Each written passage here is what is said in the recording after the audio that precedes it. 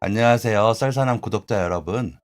올해로 40대 중반이 된 구독자입니다.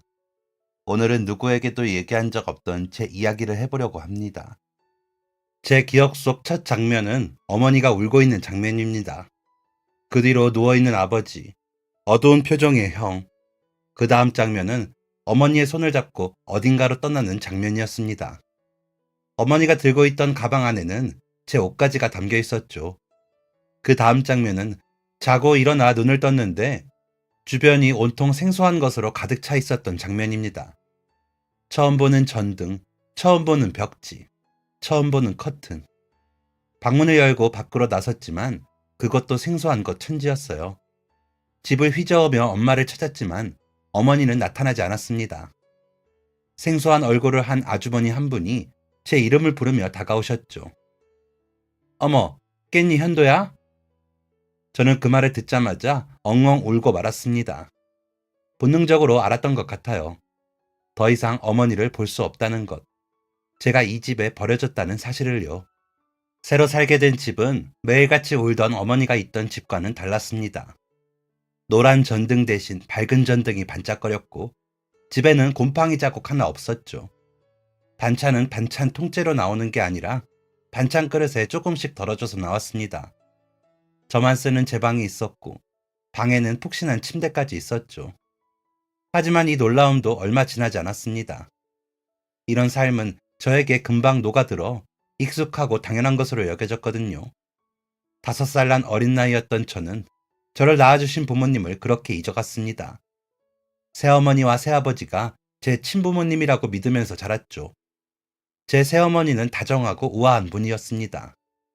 제가 실수를 해도 소리 지르는 법 하나 없이 늘 다정으로 현도야 하고 불러주셨어요. 새아버지도 마찬가지였습니다. 매주 주말이 되면 저와 공놀이를 해주고 이런저런 신기한 이야기를 들려주기도 하셨어요. 저는 사랑받는 아이였습니다. 다른 친구들과 비교할 수 없을 정도로 부유한 가정 환경 덕에 하고 싶은 건 다 할 수 있었고 배우고 싶은 건 모두 배울 수 있었습니다. 이뿐만이 아니에요. 가지고 싶은 것도 다 가질 수 있었습니다. 제가 친부모님과 가족들을 잊어버린 데는 이런 이유가 있었을 것입니다. 그런데 이런 행복도 그리 오래가지는 못했습니다. 양부모님이 한 번의 사고로 모두 돌아가셨거든요. 11살이 되었던 저는 그때까지만 해도 양부모님을 친부모로 알고 있었는데 제가 처한 상황은 제 상황과 달랐습니다. 양부모님의 장례식에서 자리를 지키고 있는데 무서운 표정을 한 어른들이 저에게로 성큼성큼 걸어왔습니다. 그러고는 제 팔을 낚아채 밖으로 끌고 나가려 했죠. 저를 사이에 둔 어른들의 싸움이 시작됐습니다. 아무리 그래도 애한테 이러면 안 되지. 됐어. 다 얘 때문이야. 얘가 들어오고 나서부터 집안에 되는 일이 하나도 없어. 얘는 아무것도 모르는 애야. 무슨 설명이라도 해줘야지. 갑자기 이러면 어떡해? 설명은 무슨 설명. 그냥 쫓아내면 그만이지. 제가 이해할 수 없는 이야기와 고성이 오고 갔습니다. 이 사건이 있고 난 뒤 저는 그제야 저의 입양 사실을 알게 되었습니다. 오랜 시간 동안 아이를 갖기 위해 노력하셨던 양부모님은 아무리 노력해도 아이가 들어서지 않자 입양을 선택하셨다고 합니다. 시설에 맡겨진 지 하루 만에 두 분의 선택을 받았고 그렇게 입양을 가게 된 거였죠. 그런데 입양하는 과정에서 가족들과 트러블이 많았다고 해요. 그때는 온전히 이해하지 못했던 당시의 이야기를 설명하자면 이렇습니다. 양부모님은 제 생각 이상으로 부유한 분들이었어요. 부모님에게 받은 재산 없이 오로지 두 분의 노력으로 큰 재산을 일군 분들이었죠. 부동산부터 시작해서 기타 등등. 제대로 취업하기조차 어려울 수준의 재산을 가지고 있었습니다. 그런데 양부모님의 형제들과 친척들은 두 분처럼 좋은 사람들이 아니었습니다. 아주 나중이 되어서 이 이야기를 전해준 분은 양부모님들의 오랜 친구였어요. 그때 저를 지켜주지 못한 게 평생 마음의 짐이었던 그분은 왜 제가 쫓겨나듯 그 집에서 나와 저를 종부리듯 부리던 집으로 가야만 했는지를 알려주었습니다. 그 사람들은 네 양부모가 아이를 입양하겠다고 하니까 자기 자식을 밀어넣었어. 자기 자식들을요? 아들이고 딸이고 가리지 않았지. 나이가 꽉 차서 성인이 된 애들까지도 밀어넣었으니까. 네 양부모님이 얼마나 치가 떨렸겠니? 아니, 왜 자기 형제한테 자기 자식을 입양 보내려고 하죠? 그 사람들이 죽으면 본인 피부치가 그 많은 유산을 가지고 오게 되니까. 참 지저분한 생각이죠. 그렇게 빤히 보이는 수작질을 하다니 제 양부모님이 얼마나 치를 떨었을지 훤히 보였습니다. 아이를 입양한다고 하기 전부터 본인 아이들을 밀어넣기는 했어. 아이가 안 들어서니까 이때가 기회라고 생각했던 거지. 대놓고 아이가 안 생겼으면 좋겠다고 저주하는 인간들도 있었어. 양부모님의 친구는 치를 떨며 이야기했습니다. 그건 저도 마찬가지였고요.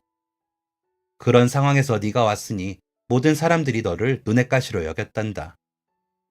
이 이야기를 전하는 목소리에는 떨림이 묻어나 있었지만 그때 저는 겨우 그런 말에 상처를 받을 정도로 쇠약한 사람이 아니었습니다. 산전수전 공중전을 다 겪은 사람이었거든요. 저는 20대 후반이 넘어서까지 늘 궁금했던 것을 물었습니다. 그럼 저는 파양된 건가요? 어린 저를 지켜줄 사람은 없었다는 게 대답이었습니다. 너무나 갑작스러운 죽음에 유언장도 작성되지 않았고 유일한 제 편이었던 양부모님의 친구분은 법적으로 남이었거든요. 그분은 이 말을 전하는 내내 고개를 푹 숙이고 있으셨습니다. 네 양부모님은 널 정말 친자식으로 생각했기 때문에 모든 걸 너한테 물려주려고 했을 거야. 그 파렴치한들한테 자기들이 일군 것들을 줄 리가 없지. 미안하다. 그 사람들이 어떻게든 널 파양할 거라는 걸 알고 있었는데도 너를 지키지 못했어. 그 인간들이 자기들 멋대로 다른 집에 보내버렸거든.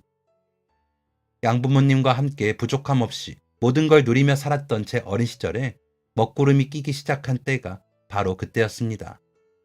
제 앞에 있는 양부모님의 친구가 죄책감에 사로잡혀 눈물을 뚝뚝 흘리던 이유도 바로 그 때문이었죠.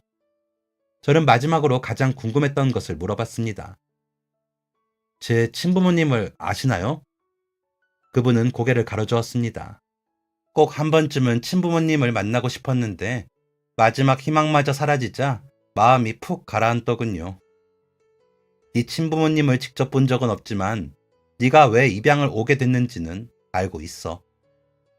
저는 친부모님이라고 믿어 의심치 않던 분들이 양부모님이었다는 사실과 저를 종부리듯 대했던 집으로 가게 된 이후부터 매일같이 궁금했던 그 이야기를 듣게 되었습니다. 내 친부모님은 사정이 어려운 분들이었어. 네가 생각하는 것 이상으로 형편이 안 좋았을 거야. 가뜩이나 안 좋은 형편에 네 아버지가 병으로 쓰러졌고 네 어머니 혼자 아버지의 병간호와 생계를 책임졌지.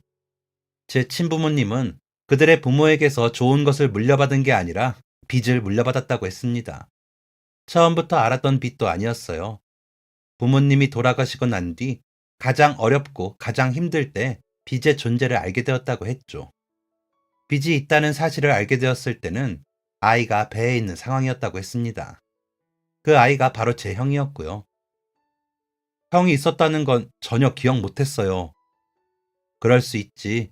오래된 이야기이기도 하고 그때 너는 어렸잖니. 형과 저는 나이 차이가 꽤 많이 났다고 했습니다. 숨통이 트이고 난 뒤에 저를 가졌으니 차이가 날 수밖에요. 그 이후에는 말했던 대로입니다. 아버지는 쓰러졌고 어머니는 집안의 모든 것을 책임져야 했죠. 양부모님의 친구분은 저에게 낡고 다른 편지 한 통을 전해주셨습니다. 누렇게 색이 변한 편지를 멀뚱히 보고 있자 그 편지에 대해 들을 수 있었어요. 네가 처음 왔을 때 보자기 안에 들어있던 편지야. 네 양부모님 그렇게 되고 그 인간들이 너를 멋대로 보내버렸을 때 유품과 네 짐을 정리하면서 발견했어. 아마 네가 크면 보여주려고 보관해둔 것 같아. 이걸 꼭 전해주려고 했는데 이제야 전해주네. 편지를 조심스럽게 열었더니 얼룩덜룩하게 물들어 있는 편지지에 글자가 적혀 있는 게 보였습니다. 읽어보렴. 저는 그 편지를 한자 한자 천천히 읽었고 눈물로 얼굴을 적실 수밖에 없었습니다. 우리 아들 잘 지내고 있니? 너에게 안부를 묻고는 있지만 엄마는 네가 이 편지를 읽지 않았으면 해. 엄마는 잊고 그저 네 인생을 살았으면 해. 네가 읽지 않기를 바라면서 이 편지를 남기는 내 모습을 보이는 게 너무나 모순적이지만 이게 너를 보는 마지막이라 하니 엄마로서 마지막 흔적이라도 남기고 싶구나. 너에게 하고 싶은 말이 많은데 차마 입 밖으로 내지 못해 이렇게 글로라도 적는다. 변명이라고 들릴 수 있겠지만 지금 우리가 살고 있는 집에는 쌀이 떨어진 지 오래란다. 매일 동네 사람들의 집을 번갈아 돌아가며 쌀을 한 컵씩 받아와. 그걸로 너희들을 먹이고 나는 네 등분한 라면을 뜨거운 물에 풀어서 먹고 있어.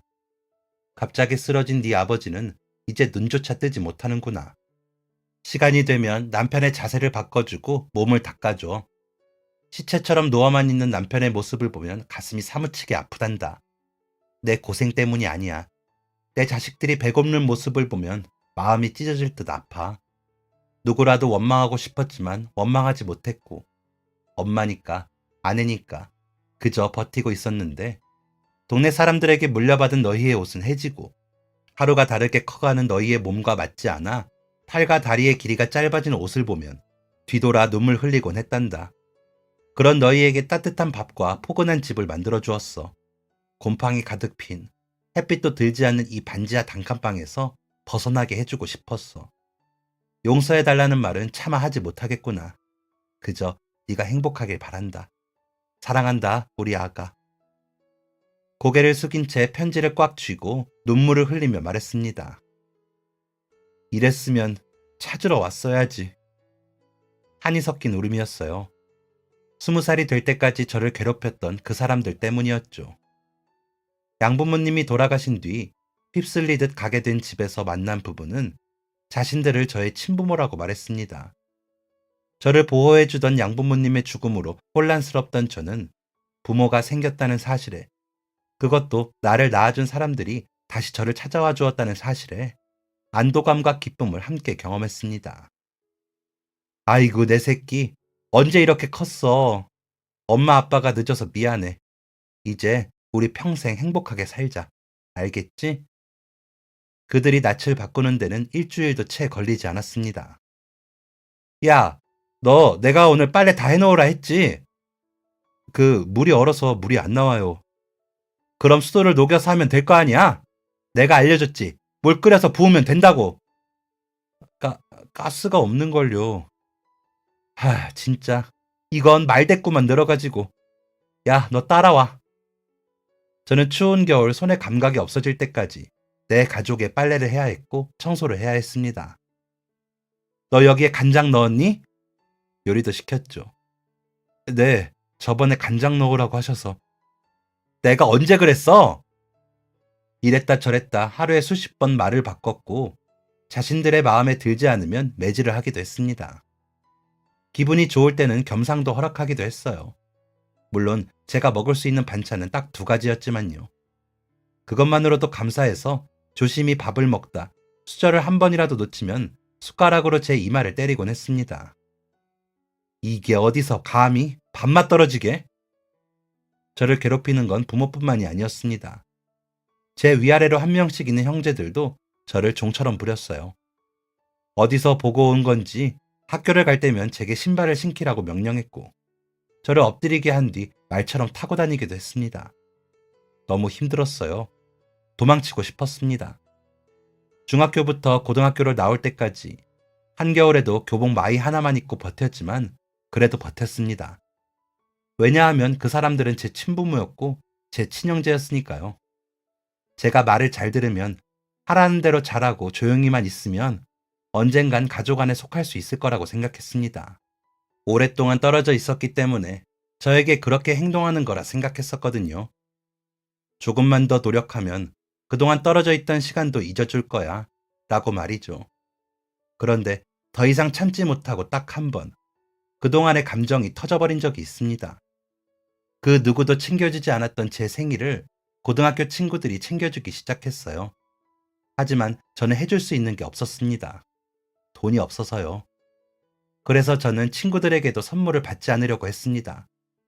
그저 축하한다는 말 한마디로도 감동받을 정도였으니까요. 선물 같은 건 불필요했습니다.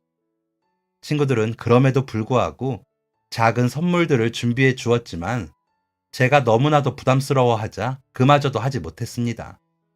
그런데 유독 추웠던 겨울, 그날도 저는 마이 하나에 의존해 학교에 도착했습니다. 얇은 신발과 오랫동안 물려 입어 얇아진 교복.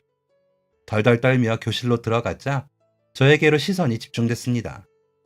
덜덜 떨면서 교실 안으로 들어온 것도, 기록적인 한파가 닥친 날에 마이 하나만 입고 교실로 들어온 것도 신기했겠죠. 모두가 저를 보고 웅성거렸습니다. 그런 시선은 그 집으로 온 날부터 계속 경험했던 것이기 때문에 익숙했습니다. 그런데 그때 한 친구가 한마디를 던졌습니다. 그지 새끼. 그날따라 왜 그렇게 기분이 안 좋았는지 모를 그 친구는 많이 꼽다는 표정으로 저를 위아래로 훑었습니다. 아 진짜 저런 놈이랑 같이 있으려니까 기분 확 더럽네. 교실의 공기는 한 번에 가라앉았습니다. 야, 꼴 사나우니까 뭐라도 걸치고 다녀. 불쌍한 거 티내냐? 동정받고 싶어? 아무 말도 못했습니다. 어떻게 대꾸해야 할지도 모르겠더라고요. 저는 거지가 맞았으니까요. 친부모라고 철석같이 믿고 있는 사람들이, 가족들이 있는데도 용돈 한 번 못 받아본 거지였으니까요. 아무리 일을 해도 알아주는 사람 없고 허구 한 날 동네북 취급당하는 그런 놈이었으니까요. 제가 할 수 있는 건 자리에 가서 앉는 것뿐이었습니다. 그렇게 발걸음을 떼는데 큰 소리가 들렸습니다. 야, 네 말 다 했냐?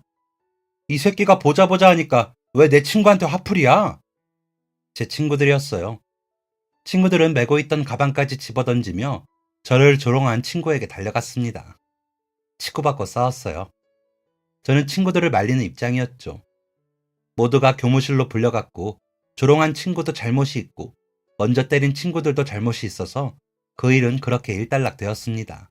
저를 위해 싸워주는 친구들이 있다는 사실은 제 마음을 참 따뜻하게 만들어 주었습니다. 그때 제가 모든 걸 포기하지 않고 여기까지 올 수 있었던 이유는 그 친구들이 이미 확실합니다. 얼마 뒤 친구들이 저에게 큰 상자를 건넸습니다. 의아한 마음으로 상자를 열었는데 그 안에는 겨울용 코트가 들어있었습니다. 목도리와 장갑도 함께요. 이게 뭐야? 친구들은 머리를 긁적이며 민망하다는 듯 말했습니다. 저번에 그 자식이 말하는 거 듣고 화가 나서 참을 수가 있어야지. 너가 이런 거 부담스러워하는 건 아는데 이거는 꼭 받아주라. 이거 환불도 안 되고 우리가 조금씩 모아서 산 거라 누가 얼마 냈는지 기억도 못해. 고맙다는 말조차 나오지 않더라고요. 입을 달싹거리고 있는데 야, 고맙다는 말 하지 마. 정 고맙다고 하고 싶으면 나중에 더 좋은 걸로 갚아라. 알겠냐? 가족들이 나에게 등을 돌려도 내 편이 되어주는 사람이 있다는 사실은 살아갈 힘을 주었죠. 그런데 친구들의 그 마음을 저는 지키지 못했습니다. 집에 들어가기 전 저는 친구들이 사준 코트와 방한용품을 망한 상가 안에 두고 집으로 들어갔어요. 그걸 보면 난리가 날 게 뻔했기 때문이었죠. 그런데 그 장면을 큰 형이 보고 말았습니다. 형은 선물이 담긴 상자와 함께 제 멱살을 잡고 집으로 향했습니다. 그리고 한마디를 외쳤어요. 이 자식 도둑질한 것 좀 봐. 저는 그 자리에서 모든 걸 빼앗겼습니다. 세상의 모든 욕은 다 들었던 걸로 기억해요. 부모님 사이에 둘러싸여 비난을 듣고 있는데 그 뒤로 빼앗은 제 옷을 입으며 기뻐하는 형의 모습이 보였습니다. 창문에 비친 자신의 모습을 보며 흡족하다는 듯 웃고 있었죠. 저를 도둑으로 먼 건 제 옷을 가져가기 위한 연막이었을 뿐이었습니다. 제가 온갖 비난을 듣는 동안 형은 자신의 방으로 들어가려고 했어요. 강탈한 제 옷을 가지고 말이죠. 저는 소리를 지르며 형에게 뛰어갔습니다. 그리고 제 옷을 낚아챘어요. 처음으로 반항하는 모습에 모두가 주춤하는 모습을 보였지만 아주 잠깐이었습니다. 저는 흠씬 매질을 당했어요. 그리고 그때 충격적인 사실을 알게 되었습니다. 이딴 걸 자식이라고 데려와서는 너가 오고 나서부터 되는 일이 없어. 에라이 저주받은 놈. 네 양부모가 죽은 건 다 너 때문이야. 제 부모라는 사람들은 저에게 폭언을 쏟아내는 것도 지쳤는지 어느새 자기들끼리 싸우기 시작했어요. 당신은 애교육을 어떻게 시킨 거야? 내가 왜 애교육을 시켜? 데려오자고 한 건 당신이잖아. 눈앞이 하얘졌고 귀에서는 삐 소리가 들렸습니다. 심장이 벌렁거렸고 지금 이 순간이 너무나 두려웠어요. 당신은 데려와도 왜 이딴 걸 데려와가지고. 이유 없는 순수한 아기에 속이 울렁거렸어요. 그때 데려올 만한 애가 얘밖에 없었는데 그럼 어쩌자고. 빨리 데려오라고 한 건 당신이잖아? 그제야 저를 앞에 두고 하는 말이 무엇인지 알아차렸습니다. 누가 들어도 제가 자식이기 때문에 데려온 사람들의 대화는 아니었어요. 그제야 알았습니다. 친부모인 척 다시 만난 게 기뻐서 눈물을 흘리던 사람들이 제 친부모가 아니라는 사실을요. 그 길로 집을 뛰쳐나왔습니다. 집을 나와보니 그동안 그들이 저를 대했던 행동들이 객관적으로 보였어요. 밖에서 가지고 들어온 스트레스를 푸는 곳, 그게 바로 저였습니다. 자신들의 감정을 쏟아낼 곳이 필요했고, 싼값에 자신들을 보필할 사람이 필요해서 저를 데려온 것이었어요. 세상이 미웠습니다. 세상에 버려진 것만 같았고, 어떻게 살아야 할지 미래조차 보이지 않았습니다. 그렇게 집을 나와서는 정처 없이 떠돌다 노숙을 하기도 했습니다. 처음에는 체면 치레를 하겠다고 아무것도 먹지 않은 채 며칠을 보냈습니다만 배고픔 앞에서는 장사 없더군요. 영업시간이 끝나 마감하고 있는 가게에 가서 음식을 동량하기도 했고 사람들이 지나가는 곳에 무릎을 꿇고 앉아 고개를 숙인 채 하루 종일 손을 내밀고 있기도 했습니다. 이마저도 안 되면 쓰레기통을 뒤지기도 했습니다. 이런 생활이 2년 정도 되고 나니 제가 누구고 어디에서 왔고 왜 여기에 있는지도 모르겠더라고요. 구걸하고 동냥하고 무릎으로 기는 생활은 제 본래 모습조차 잊어버리게 만들었습니다. 의식하지 않은 생각이었지만 저는 스스로도 모르게 그냥 이렇게 평생 살게 되겠지 라고 여겼던 것 같아요. 그렇기에 노력이라는 걸 할 줄 몰랐고 벗어나고자 몸부림치지도 않았습니다. 그렇게 또 속절없이 시간이 흘렀고 제가 노숙을 하던 주변에 식사 봉사하는 사람들이 왔다는 소식이 들렸습니다. 얼마 만에 따뜻한 밥이냐는 생각에 모든 노숙자들이 거기로 몰려들었고 저도 그중 한 명이었습니다. 해가 맑게 쬐는 날 밝은 미소로 찾아온 봉사자들은 제가 본 그 누구보다 아름다워 보였어요. 모두가 기피하는 저를 보며 웃어주었고 식사 맛있게 하시라며 인사를 건네기도 했죠. 얼마 만에 사람에게 받아본 따스함이었는지 저는 눈물을 흘리는 얼굴을 처박은 채 우걱우걱 밥을 먹었습니다. 주변의 노숙자 아저씨들 중에는 감사한 것도 모르는 사람들이 있었어요. 저러다가 또 안 와. 저거 다 보여주기 식으로 오는 거라고. 불쌍한 우리 이용해서 좋은 인간들인 척 포장하는 거야. 솔직히 저 인간들이랑 우리랑 다를 게 뭐야? 왜 우리를 동정하는데? 라고 말하면서 그들이 준 빵과 우유는 맛있게 먹는 사람들이었죠. 하지만 저는 그 말에 동의하지 않았습니다. 저를 대하는 그 사람들의 태도는 분명 진심이었거든요. 또 그 아저씨의 말과 달리 봉사자들은 정해진 요일에, 정해진 시간에 항상 저희를 만나러 왔습니다. 시간이 흐르자 봉사자들을 경계했던 노숙자들의 마음도 많이 열렸고 봉사자들과 노숙자들 사이의 경계는 많이 허물어졌습니다. 그때부터 제 마음에 희망이라는 게 생겼던 것 같습니다. 노숙자들이 소주병을 깨부수고 고성을 지르며 싸우는 모습을 볼 때도 별 생각이 안 들었던 제가 그 모습을 보면서 싸움을 말리고 있었고 제가 살던 환경이 눈에 보이기 시작했습니다. 쥐가 다니고 곰팡이 핀 이불이 널브러진 쓰레기를 대충 옆으로 치워 냄새가 나는 그런 곳이었죠. 대체 이런 곳을 어떻게 참고 살았는지 스스로가 이해되지 않았습니다. 그때부터 제 삶은 조금씩 변하기 시작했어요. 머무는 곳을 청소하기 시작했고 낮에 자고 밤에 움직이는 그런 생활이 아니라 조금씩 일찍 움직이게 되었습니다. 꼭두 새벽에 일어나면 공중 화장실에서 세수를 하고 머리를 감았고 낡고 냄새나는 옷이 아니라 조금 더 나은 옷을 주워다 입게 되었죠. 제가 변하기 시작하니 제 주변이 달라지기 시작했습니다. 어김없이 식사 봉사를 하러 봉사자들이 온 날, 머리카락이 길어 눈을 덮고 우중충했던 저에게 봉사자들이 말을 걸기 시작했습니다. 그렇게 2주가 지났고 늘 얼굴을 마주하던 봉사자 한 명이 저에게 다가왔습니다. 항상 먼저 말을 건네는 사람이었기 때문에 평소처럼 대화했죠. 요즘 지내는 건 좀 어때요? 예전보다는 좀 나아요. 여기 오시고 난 뒤부터 많이 좋아졌어요. 식사는 잘하고 계시는 거죠? 오실 때 한 번씩 잘 먹고 있으니까요. 그래도 예전보다 나아요. 봉사자는 할 말이 있는 듯이 입을 달싹였습니다. 그, 혹시 교육 받아볼 생각 없어요? 네? 교육이요? 저희 센터에서 노숙인들 대상으로 직업교육을 하고 있거든요. 재활도 하고. 너무 감사한 제안이었습니다. 그런데 왜 이걸 이렇게 조심스럽게 물어보세요? 더 듣지 않아도 너무 좋은 제안인데요. 봉사자는 머리를 긁적이며 대답했습니다. 그게 그동안 정말 많은 분들한테 제안을 했었는데 다들 원하지 않으시더라고요. 안 봐도 뻔했습니다. 대부분 저와 비슷한 상황이었겠죠. 더 이상 아무것도 할 힘이 없는, 그저 그냥 이렇게 살다가 가버리면 그만일 인생이라고 생각하며 하루하루를 연명하는 그런 삶. 좋은 기회가 와도 잡을 만한 여력이 없었겠죠. 하지만 저는 달랐습니다. 저에게 찾아온 이 기회를 놓치고 싶지 않았죠. 그런데 왜 저한테?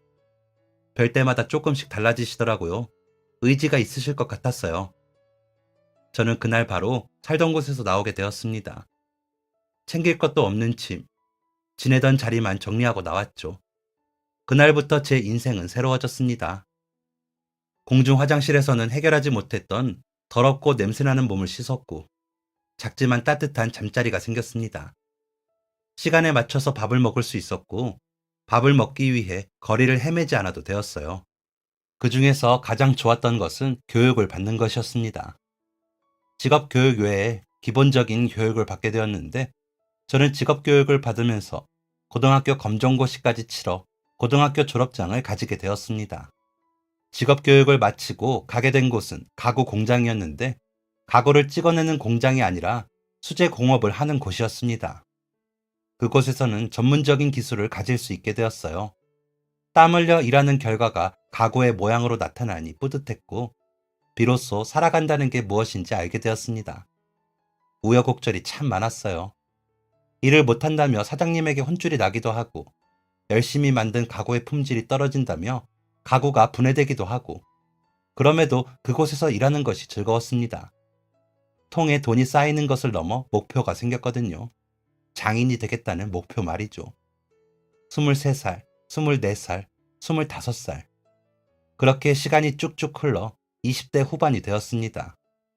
27살이 되니 사장님은 하루가 멀다 하고 제 연애 사업을 물으셨어요. 너는 젊은 자식이 연애는 안 하냐? 그건 제가 알아서 할게요. 사장님은 젊은 애 연애사에 왜 이리 관심이 많으실까? 사장님은 손에 들고 있던 숟가락으로 제 머리를 딱 때리며 잔소리를 했습니다. 이 녀석아, 사람은 각자 짝이 있는 거야. 늙어서 외롭게 죽기 싫으면 얼른 좋은 짝 만나서 결혼해. 나 아직 30도 안 됐거든요. 난 그 나이 때 애가 셋이었어. 사장님, 애 둘이잖아요. 이놈이. 툴툴거리고 입이 험한 사장님과 매일같이 티격태격했지만 그때가 제 인생에서 가장 사람 냄새 나는 순간이었습니다. 사장님과 가족같이 지낸 건 사실이지만 감히 가족이라는 것을 입에 담지는 못했어요. 사실 생각도 하지 못했습니다. 저는 가족이라는 것에 너무 큰 상처를 가지고 있었기 때문이었어요. 낳아준 부모는 나를 버렸고, 나를 사랑으로 키우리라 마음먹었던 양부모님은 알고 보니 친부모가 아니었고, 인사조차 하지 못한 채 죽었으며, 친부모라고 생각했던 이들은 저를 가족이 아닌 종으로 부리기 위해 저를 데려갔던 거니까요. 제 기준에서 가족이란 결코 좋은 게 아니었습니다. 그래서 사장님과는 알게 모르게 거리를 뒀고, 그 거리감은 저 스스로에게도 죄책감으로 남아 있었습니다. 결혼에 대해 회의적이었던 이유도 이 때문이었어요. 제대로 된 가정에서 자라본 적 없는 제가 좋은 가정을 꾸릴 수 있을 거란 확신이 안 들었거든요. 가정을 이룬 날을 상상해 보려고 했지만 도무지 그려지지가 않았습니다. 그래도 좋은 기억으로 남아있던 양부모님과의 시간도 점점 흐릿해져 갔거든요. 저는 사장님이 연애, 결혼 얘기를 할 때마다 도망치기 일쑤였습니다. 야 이놈아, 연애하라니까. 됐다니까요. 결혼 잔소리는 사장님에서 끝나지 않았습니다. 사장님과 어떤 대화를 나눈 건지 사모님까지도 저를 닥달하기 시작하셨어요. 사모님까지 왜 이러세요? 제가 진짜 알아서 한다니까요. 우리는 그냥 걱정돼서 그러지. 결혼해라. 싫다. 연애라도 해라. 그것도 싫다. 이런 실랑이가 계속되던 중에 사모님이 진지한 표정으로 물으셨습니다. 결혼하지 않으려는 이유라도 있는 거니? 무어라 대답할 수 없었던 저는 그저 고개를 저었습니다. 그런데 사모님은 저보다 저를 더 잘 알고 계셨어요. 네가 처음에 왔을 때 너한테 어떤 사정이 있었는지 다 들었었지. 네, 맞아요. 네가 겪은 상처를 알고 있지만 나나 내 남편이나 너를 완전히 이해해 줄 수는 없을 거야. 그렇죠? 네가 이곳이 아니라 다른 곳으로 떠나겠다고 할 수도 있는 거고. 그럴 일은 없어요. 그래, 고맙구나. 그런데 네가 떠나지 않아도 우리가 떠날 수도 있잖니. 나나 내 남편은 늙었고 너도 알겠지만 저희 고집 때문에 일을 놓지 못하고 있는 거야. 사실 일을 할 수가 없는 상황인 거 너도 알지? 애써 무시하던 사실이었습니다. 사장님은 처음 봤을 때와 비교해서 너무 늙으셨거든요. 젊어서부터 지금까지 하루도 제대로 쉬어본 적 없는 사람이야. 지금까지는 어떻게든 버텼는데 본인도 이젠 안 된다고 생각하는 것 같아. 사모님에게서 나올 말이 어떤 것인지 알 것 같았지만 애써 부정했습니다. 그게 아닐 거라고요. 그래서 대꾸를 하지 못했습니다. 우리가 언제까지 너 옆에 있을 수 있겠니? 또 한 번 버림받은 기분이었습니다. 겨우 의지할 곳을 찾았는데 그분들마저 저를 떠난다고 생각해서요. 다 큰 성인이 울먹거리며 말했습니다. 그러면 처음부터 잘해주지 말지 그랬어요. 사모님은 저를 토닥이며 잔잔하게 위로해 주셨습니다. 버리는 거 아니야. 단지 조금 거리를 두는 것뿐이야. 매일같이 보던 걸 조금 줄여서 보는 거고 매일같이 먹던 밥을 이젠 너 혼자 먹어야 한다는 거야. 왜 사장님과 사모님이 왜 저에게 결혼 이야기를 꺼냈는지 확실히 이해되었습니다. 사람은 사람으로 사는 거야. 너 혼자서는 아무것도 할 수 없어. 알잖니? 애써 무시했던 사실을 직면한 날이었습니다. 그 다음날 분위기가 무거워지면 어떡하냐는 걱정이 무색하게도 사장님은 평소와 다름없이 툴툴거리며 잔소리를 했습니다. 아이고, 저놈이 아까운 나무 다 깎아먹네. 사장님, 제 경력도 이제 좀 됐거든요. 잔소리 좀 그만하고 저리 가세요. 저도 다 생각이 있다니까요. 생각은 무슨 생각? 척 보면 척이지. 넌 아직도 멀었다 이놈아. 순간 이 정겨움이 언제까지 지속될까 서글퍼졌어요. 그럼 제가 좀 더 잘할 때까지 계시던가요. 사장님은 입 밖으로 내려던 말을 속으로 삼키셨습니다. 휙 하고 돌아서 저를 등지시고는 뚜벅뚜벅 걸어가셨죠. 그러더니 딱 한마디를 던지셨습니다. 저기 초등학교 앞에 피아노 학원이 생겼대. 거 선생님이 참하더라. 또 내 말 무시하시네. 사장님의 말은 제 기억에서 금방 잊혔습니다. 기억이 사라지는 동안 사장님의 몸 상태는 속도를 붙여 나빠지기 시작했어요. 사모님이 목소리를 높이는 일도 많아졌습니다. 그만하고 들어오라니까. 이렇게 열심히 일해놓고 밤에 앓으면 무슨 소용이야. 당신은 가만히 있어. 이것만 하고 갈 테니까. 저 양반이 진짜. 이런 열정에도 사장님은 사랑하던 일을 스스로 손을 놓을 수밖에 없었습니다.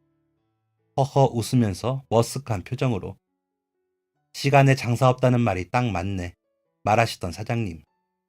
사장님은 저를 볼 때마다 가족 이야기를 꺼내셨습니다. 너야말로 가족이 필요한 아이 아니겠니? 그때는 그 말을 온전히 다 이해하지 못했지만 사장님은 제가 가진 상처를 누구보다 잘 아는 분이셨던 것입니다. 가족에게 받은 상처는 가족으로 온전히 치유받을 수 있다는 걸 알고 계셨던 것이죠. 진짜 만날 때마다 결혼 얘기를 하시니 나원 참. 사장님의 병원 진료가 있어 모셔다 드리고 나오는 길. 여느 때와 다름없이 결혼 잔소리로 머리를 짚으며 나오는데 병원 앞에 앉아있던 한 여자와 눈이 마주쳤습니다. 여자는 제 눈을 피하지 않고 예쁘게 웃어주었고 그 미소는 오랫동안 제 머릿속에서 떠나지 않았습니다. 그 여자를 다시 만난 곳은 다른 곳도 아닌 제 일터였어요. 저는 여자를 보자마자 알아봤지만 그 사람은 저를 기억하지 못하는 듯 했습니다. 피아노 의자가 필요한데 혹시 있나요? 피아노 의자요? 아, 제가 저기 초등학교 앞 피아노 학원 선생님이거든요. 피아노 의자는 없는데. 정말요? 아쉽네요. 여기 가구가 정말 튼튼하다고 해서 온 거거든요. 아이들이 의자를 하도 험하게 써서 살 때 튼튼한 걸로 사려고 했는데 생각할 겨를도 없이 말부터 튀어나갔습니다. 만들 수 있어요. 뱉어놓고 헉 했어요. 밀린 주문이 가득한데도 이를 받다니 미친 짓이었죠. 하지만 괜히 가슴이 뛰었고 저는 그 여자를 다시 만날 수 있다는 설렘으로 의자를 제작했습니다. 가구를 만들 때 만들고 나서 의자를 옮겨주면서 여러 번 마주치다 보니 저는 인정할 수밖에 없었습니다. 사장님이 지나가듯 말했던 피아노 학원의 참한 선생님에게 반했다는 걸요. 그리고 그 사람이 바로 제 아내입니다. 아내에게는 감사한 게 참 많아요. 제 과거를 알고 진심으로 울어준 사람이고 노숙자로 피폐하게 살았던 과거를 혐오하는 게 아니라 그때를 극복하고 새로운 인생을 살고 있는 저를 대단하다 말해준 사람이었죠. 누구보다 지혜롭고 따뜻한 사람이었습니다.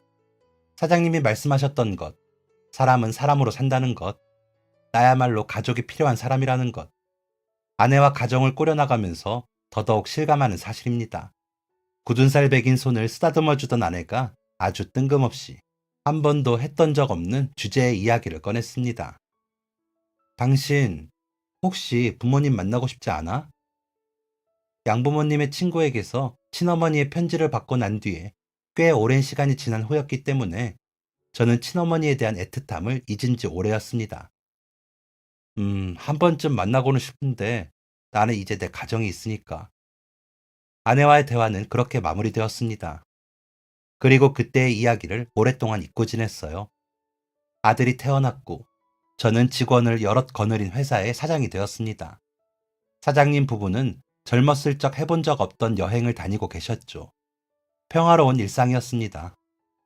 하루 종일 노느라 지친 아이를 재우고 아내와 맥주 한 잔을 하고 있던 때였습니다. 아내는 평소와 다른 분위기를 풍기고 있었어요. 당신, 나한테 할 말이라도 있어? 아내는 머뭇거리며 종이 한 장을 내밀었습니다. 이게 뭐야? 종이에는 오래되어 보이는 사진과 함께 어떠한 내용이 담겨 있었습니다. 사진 속에 부부로 보이는 사람은 한 아이를 안고 있었습니다. 이게 뭐야? 의아한 마음에 아내에게 물으니 아내는 아래쪽 글을 읽어보라고 했습니다. 자세히 보니 서류더라고요. 서류에는 사진 속 인물들의 신상과 제 신상이 함께 적혀 있었습니다. 이게 대체 뭔데? 자세히 설명을 해봐. 아내는 조심스럽게 대답했습니다. 당신한테 말 안 한 게 있는데 우리 결혼하고 나서 당신 친부모님을 찾고 있었어. 뭐라고? 당신한테 물어봤는데 좋지도 싫은 것 같지도 않아서 그냥 아무 말하지 않고 찾았는데 일주일 전에 연락이 왔어. 당신 가족들 찾은 것 같다고. 입이 말라 아무것도 말할 수 없었습니다. 가족이라니, 친부모라니. 당신 서랍에 있던 편지를 봤어. 친어머니가 주신 편지더라. 친부모에 대한 미련이 사라지는 듯 했지만 저는 그 편지를 여전히 버리지 못하고 있었습니다. 내가 어머니가 되고 나니까 그 편지를 쓰던 어머니의 심정이 너무나도 이해가 돼. 당신이 만나고 싶지 않다면 만나게 하지 않을 거야. 이분들은 당신 부모님이 맞고 뒤에 있는 사람은 당신 형이래. 사진이 아버지가 돌아가시기 전에 찍은 거라 좀 오래되기는 했지. 돌아가셨대? 꽤 오래 고생하셨다나 봐. 큰아들이 성인이 되고 나서도 투병하셨다니까. 형은 고등학교도 그만두고 일을 했대. 저는 가족을 만나기로 했습니다. 떨리는 가슴으로 숨을 들이마시고 있는데 멀리서 누군가가 걸어오는 게 보였습니다. 혹시? 저는 아내의 손에 이끌려 그 사람들의 앞으로 나섰어요. 제 앞에 선 두 사람과 마주하는 순간 제 앞에 선 늙은 여인은 입을 틀어막고 눈물을 흘렸습니다. 현도야, 현도 맞니? 현도야! 제 어머니였습니다. 제 뺨을 만지는 손은 딱딱한 나무 막대기처럼 두껍고 거칠었고 눈가에는 주름이 짙게 있었어요. 어머니와 부둥켜 안고 있는데 형이 보였습니다.